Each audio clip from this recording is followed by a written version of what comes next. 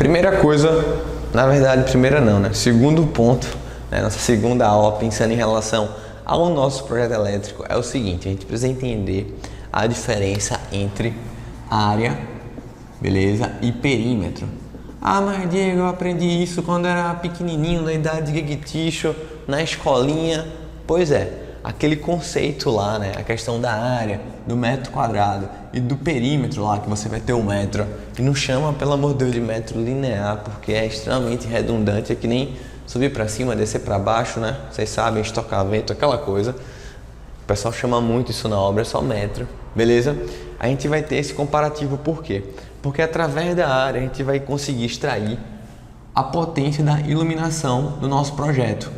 E enquanto no perímetro a gente vai conseguir saber aí as tomadas, o número de tomadas. Já quero te alertar sobre o primeiro ponto, que é o seguinte: vamos começar falando sobre tomadas. Quem manda sempre é o cliente, quem manda sempre é o freguês. Se ele disser para você que quer 50 tomadas, você põe 50 tomadas. A norma, qual é a norma que a gente está trabalhando aqui, pessoal? É a NBR 5410. A norma, como toda ela, sempre serve para definir o quê? O mínimo, tá? A norma ela serve para definir o mínimo.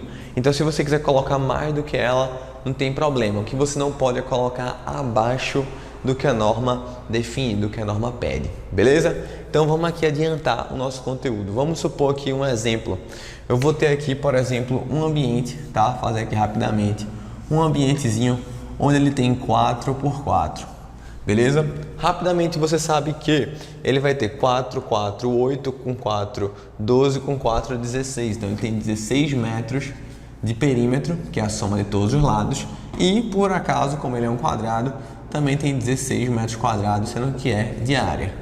Ok, Diego, qual o número de tomadas para esse ambiente? Volto a falar para você, volto a salientar. Se o cliente diz para tu, eu quero 10, você põe 10, o cara que está pagando, sendo que a norma define sempre o mínimo. E quando você vai trabalhar, por exemplo, com construções e você quer construir para vender, você ali é o processo inverso. Enquanto o cliente ele quer gastar o máximo possível, você, construtor, quer ganhar o mínimo possível, porque você ganha nisso.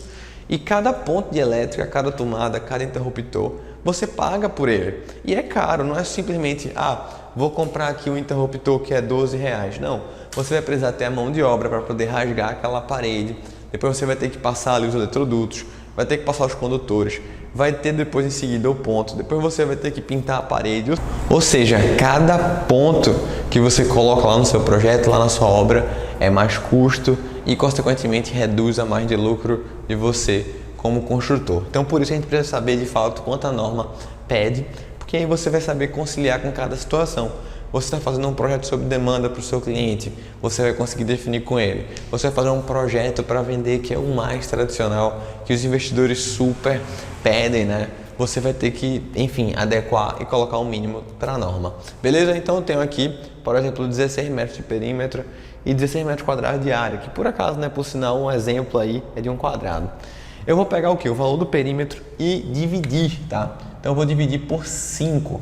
E aqui eu vou conseguir encontrar o valor da quantidade de tomadas. Então 16 dividido por 5, eu vou encontrar 3 tomadas de uso geral, 3 tubos. Diego, o que é isso? 3 tomadas de uso geral, o que é isso? 3 tubos.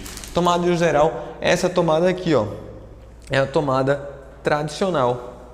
Tá vendo aqui? É a tomada que você vai colocar na sua parede, é a tomada que você pode ligar todo e qualquer aparelho. A menina quer ligar a chapinha, você quer ligar o carregador do seu celular, você quer ligar o carregador do seu notebook, você quer ligar o ventilador, você pode ligar qualquer aparelho que você quiser. E ela suporta até, olha aí pessoal, o tradicional, tá? A tomada de uso geral, ela suporta 10 amperes.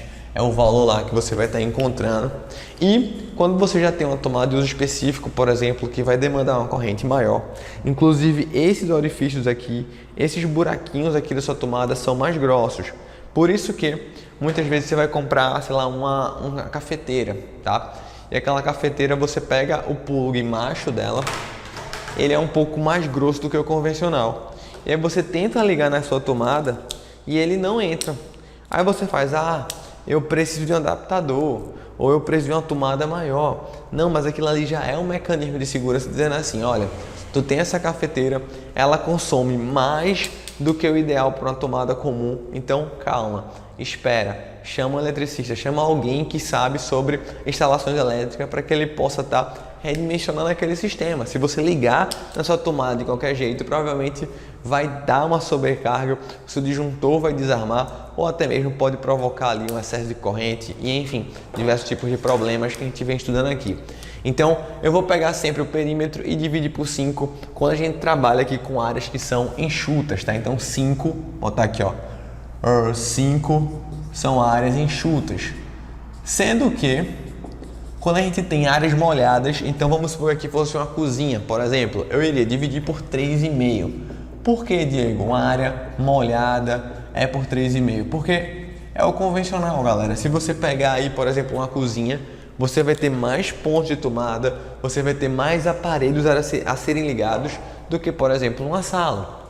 Na cozinha você tem o que? Micro-ondas. Na cozinha você tem geladeira. Na cozinha você tem fogão. Ou seja, na cozinha você já tem eletrodomésticos que são fixos, que tem, e sempre estão ligados.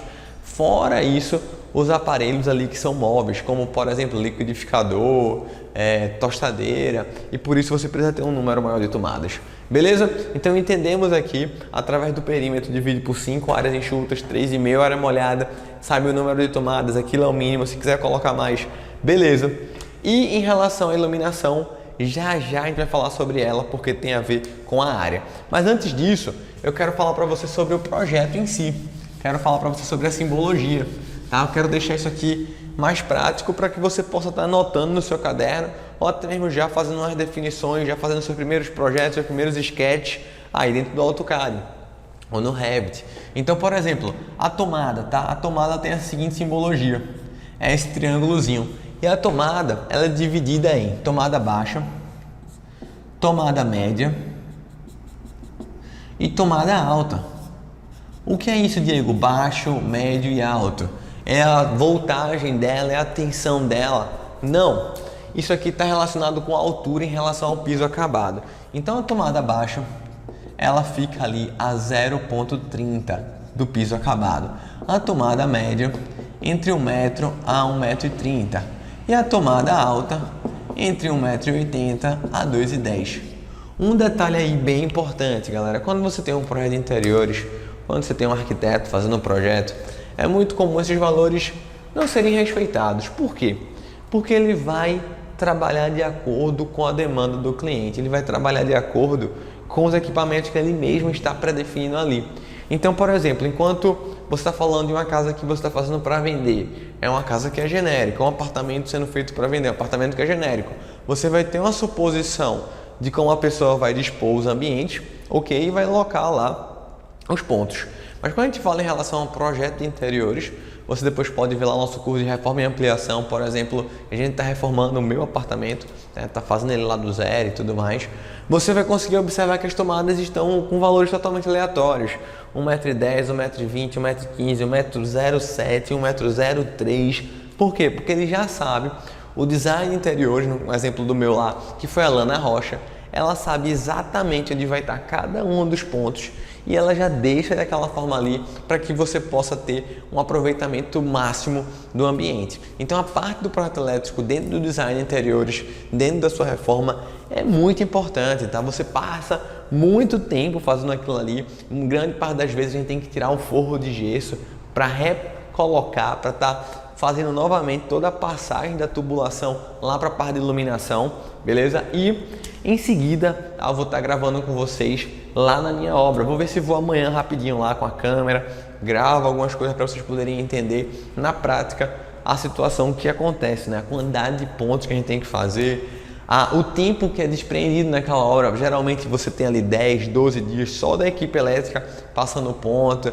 até porque, para você ter uma ideia, o que consegue ser reaproveitado, em média, cerca de 20%. Então a gente tem que refazer tudo do zero, beleza? Então a gente tem aqui a altura das tomadas, baixa, média e alta. Ok, Diego, eu quero mexer, eu quero colocar mais alto, mais baixo, eu quero mexer por conta do meu cliente. Tudo bem, isso aqui são valores que são padrões, como a norma sempre determina. Ah, mas Diego, eu já vi dentro de um projeto tomadas da seguinte forma. Vamos lá, um exemplo, o cara colocou assim, ó, 2 ou 3 O que é isso, velho? Isso aqui é um telefone? O que danado é isso? Não. Você tem, por exemplo, a tomada dupla. Então, enquanto aqui eu tenho uma tomada simples, que é a representação gráfica dessa tomada aqui, alternando a altura dela, aqui eu vou ter aquela caixinha elétrica com 2 tomadas ou a caixinha elétrica com 3 tomadas. Beleza? Show de bola. O que é que a gente precisa entender agora? A tomada, você vai ter alguns condutores entrando atrás dela. Você tem 3 pinos aqui e você tem condutores que estão entrando atrás dela. O grande detalhe agora, e o que geralmente as pessoas não sabem fazer, é exatamente isso. É até comum, é até trivial por parte dos profissionais pegar lá o projeto e local onde vão ser os pontos. Isso é simples. Aqui eu quero tomada, ali eu quero tomada, mas pegar aqueles pontos, aquela representação gráfica e agora fazer o esquema unifilar de como deve ser passado os condutores, os eletrodutos, aí é o que poucas pessoas de fato sabem fazer. Então, a partir da próxima aula eu vou começar com você alguns projetos simples, falando sobre o circuito de força. Valeu!